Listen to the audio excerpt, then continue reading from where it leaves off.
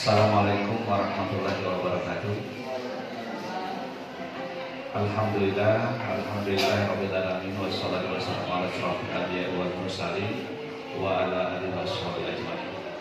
Asyhadu an la ilaha illallah wa asyhadu anna Muhammadan abduhu wa rasuluhu la nabiyya ba'dahu.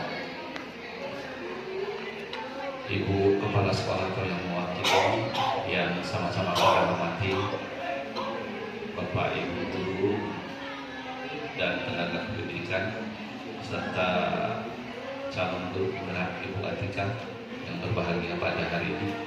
Mudah-mudahan semua dalam keadaan sehat walaupun sedikit mungkin batuk pilek karena musimnya gitu ya.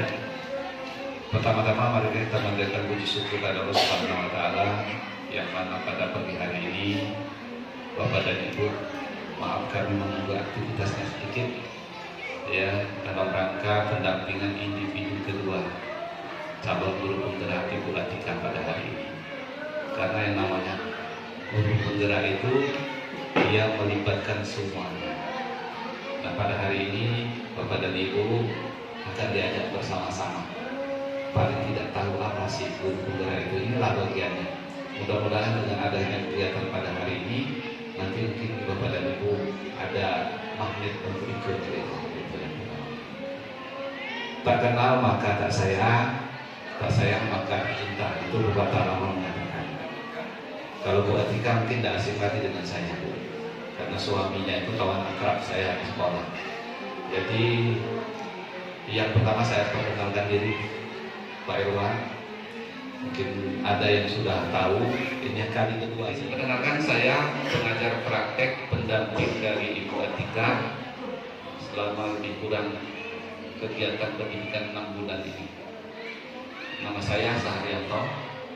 Ya, saya berdomisili di Kelurahan Siringadu, Bekasi, Manado. Dan aktivitas saya sehari-hari itu mengajar di SMA Negeri 63. Ya, kalau dulunya lama di Tugu Mulyo, lama juga di SMA Negeri 4. Nah, gitu. Jadi itu tahap perkenalan pada Bapak dan Ibu. Pada hari ini adalah pendampingan individu kedua. Jadi pendampingan individu itu dalam rangka melihat kegiatan nyata guru penggerak di lapangan atau di sekolah ini, dari apa-apa yang sudah dia dapatkan selama pendidikan melalui daring, melalui pembelajaran mandiri, dan melalui elaborasi dengan instruktur. Jadi di sini hari ini tujuan kita yang pertama, kita akan bersama-sama calon guru penggerak Ibu Atika ini membuat visi dan misi Bapak dan Ibu guru dan prakarsa perubahan. Nah sekarang saya jelaskan dulu sebentar apa itu visi misi. Jadi di sini kita bukan merubah visi sekolah. Ya, nanti kalau kita ubah visi sekolah, nanti kepala sekolah marah. Ya, kan? Tapi kita menselaraskan.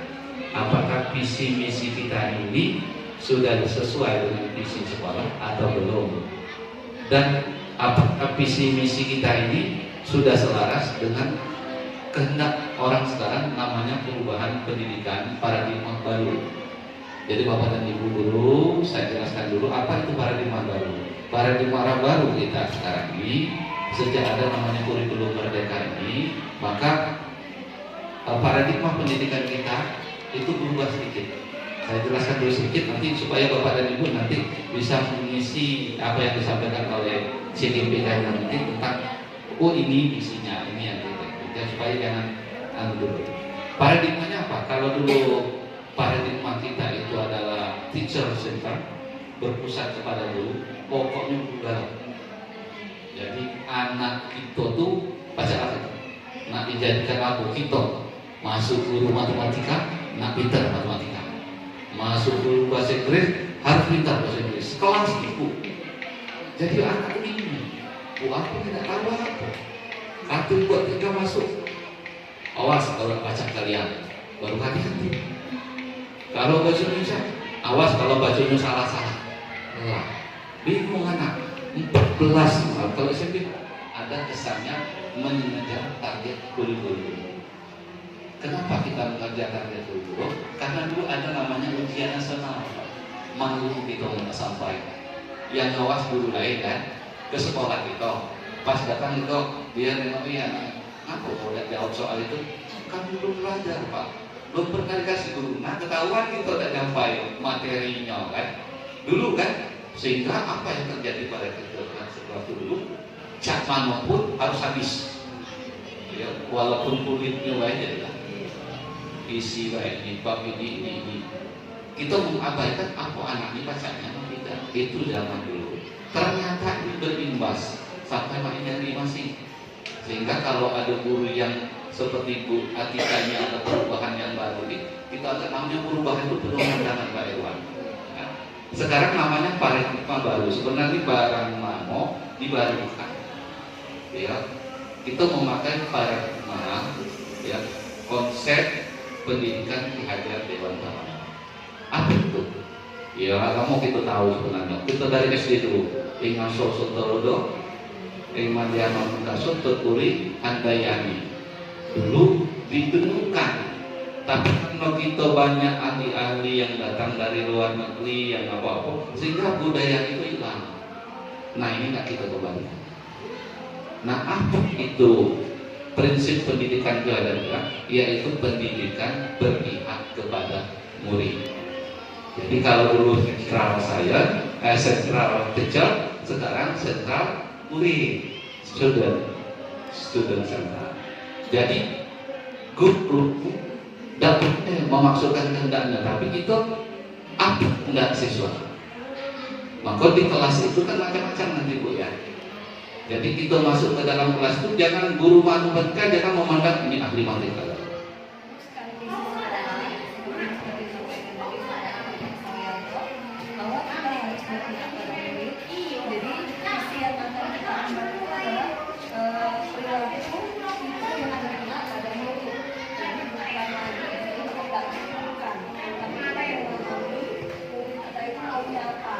Dan tidak lepas dari ilmu yang belajar Pancasila, beriman dan berpraktek pada Tuhan Yang Maha Esa, berkebinekaan global, kemudian apa lagi?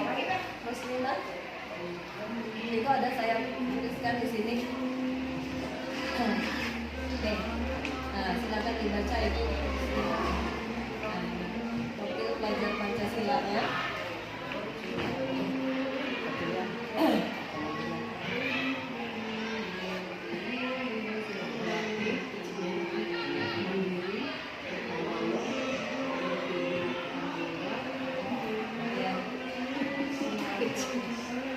Nah, jadi di sini kan di perumusan ini sudah saya tuliskan di situ ada profil pelajar Pancasila. Jadi selain kita berpihak pada anak, jadi kita harus membuat profil pelajar Pancasila.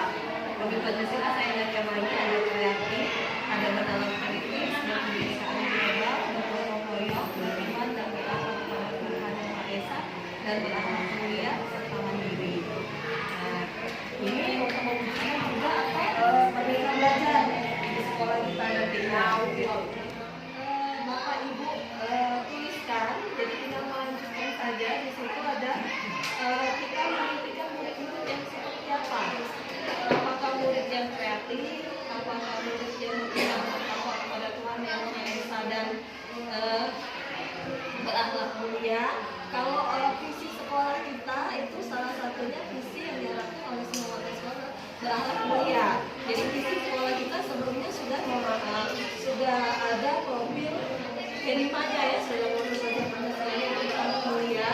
Kemudian kedua dalam itu berwawasan lingkungan. Nah di sini kalau di profil pelajar Pancasila kita sudah memuat berakhlak mulia, tapi di sini kita punya berwawasan lingkungan. Kenapa di sini ada wawasan lingkungan? Karena sekolah kita ini sekolah luas, kemudian kita ini banyak lahan. Jadi waktu pertama kita merumuskan visi sekolah kita tahun berapa ya? Sudah lama ya. Nah itu, jadi kenapa harus berwawasan lingkungan? Karena keberagaman dari peserta didik kita, keberagaman dari guru-guru kita, kemudian lingkungan sekolah kita yang luas, kemudian kita juga termasuk dalam sekolah adityasa. Jadi salah satunya itu adalah berwawasan lingkungan.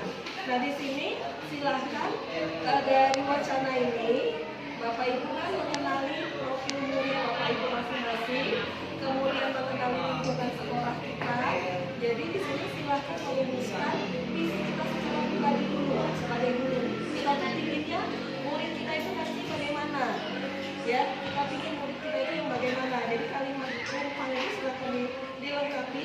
Kita atau saya memimpikan murid yang misalnya beriman dan bertakwa kepada Tuhan Yang Maha Esa, atau murid yang berakhlak mulia, atau murid yang mereka masing-masing, seperti itu. Iya, jadi murid kita itu memiliki karakteristik yang beragam, yang unik. Kemudian di sekolah kita mengutamakan apa? Mau kita utamakan di sekolah.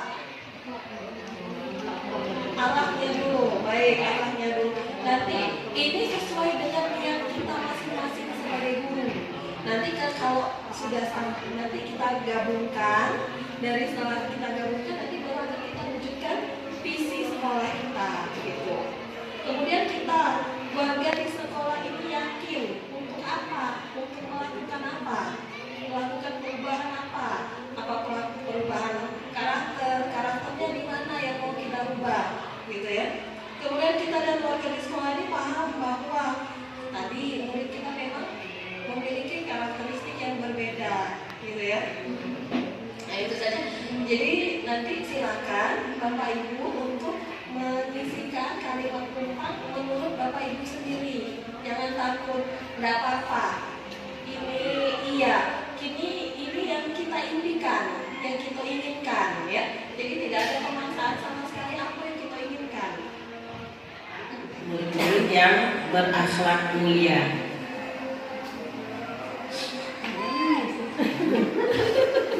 Baru nangis. Yang kedua, kita percaya bahwa murid adalah sosok yang unik. Berikutnya, di sekolah kita mengutamakan moral dan budi pekerti. Murid di sekolah kita sadar betul bahwa pentingnya menuntut ilmu. Kita, warga di sekolah ini yakin untuk mengembangkan bakat murid. Kita dan warga di sekolah ini paham bahwa sekolah adalah tempat untuk menuntut ilmu yang nyaman.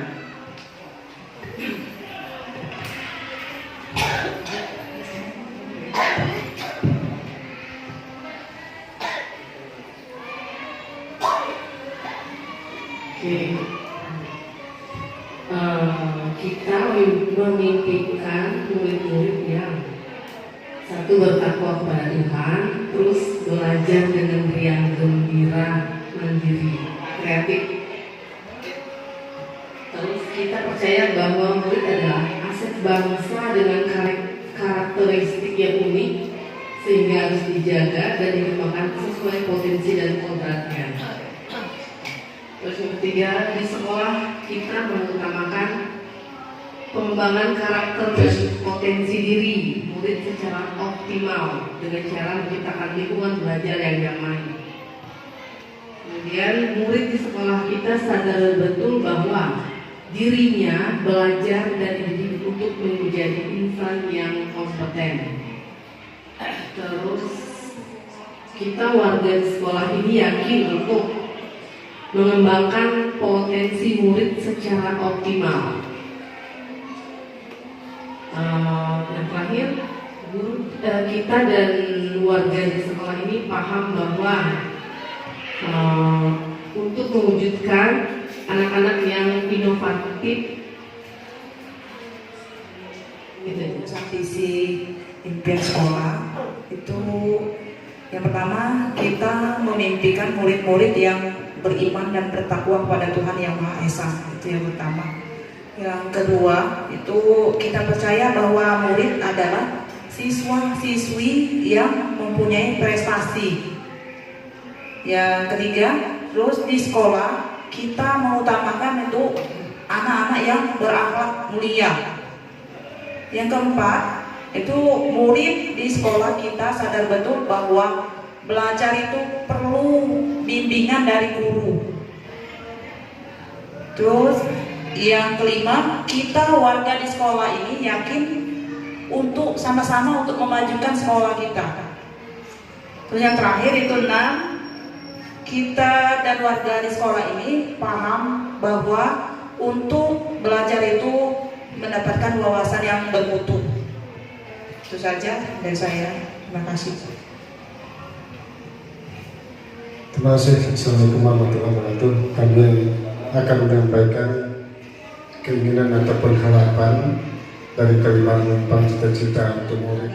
Pendidikan, kita memimpikan murid yang berakhlak mulia, bertakwa, belajar dengan bahagia, berpikir kreatif, berprestasi. Ya. Jadi berakhlak mulia, beriman dan bertakwa, kemudian belajar dengan bahagia, berpikir kreatif, dan tentu saja berprestasi. Yang pertama itu kita memimpikan murid. Jadi impian murid kita itu yang pertama itu adalah berakhlak mulia, beriman dan bertakwa kepada Tuhan Yang Maha Esa. Kemudian kita juga memimpikan murid yang bahagia. Ketika dia bahagia, maka dia akan kreatif, berpikir kreatif. Setelah dia berpikir kreatif, maka dia akan berprestasi. Itu yang pertama. Yang kedua, kita percaya bahwa murid adalah sosok yang unik, aset bangsa, memiliki bakat masing-masing, murid yang memiliki prestasinya di bidangnya masing-masing.